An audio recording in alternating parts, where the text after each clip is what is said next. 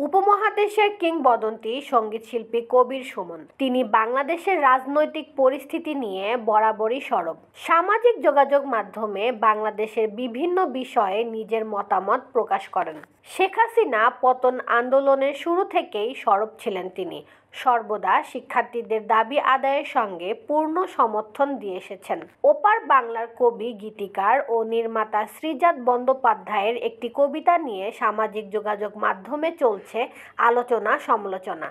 সরাসরি না লিখলেও বোঝা যাচ্ছে তিনি কবিতাটি লিখেছেন বাংলাদেশের সাম্প্রতিক ঘটনা নিয়ে। কবিতার প্রতিবাদে বাংলাদেশের অনেক লেখক, কবি ও শিল্পী এ নিয়ে সামাজিক যোগাযোগ মাধ্যমে প্রতিবাদ জানিয়েছেন। এক পোস্টে কবির সুমন লিখেছেন, সীমান্তের কাঁটাতার বেড়া থেকে ফেলানি যখন ঝুলছিলেন, কিসের কার অবমাননা হচ্ছিল তখন। সুমন এই লেখায় কারো নাম নেননি, তবে অনেকেই মনে করছেন তিনি মূলত এটি লিখেছেন শ্রীজাতকে উদ্দেশ্য করেই। আরেক পোস্টে কিংবদন্তি সঙ্গীত শিল্পীর ভাষ্য, আকারে বড় দেশগুলো মনে করে তারা তাদের আকারে ছোট প্রতিবেশী দেশগুলোর মুরব্বি। মার্কিন যুক্তরাষ্ট্র মনে করে সে কিউবা, হাইতির বর্দা।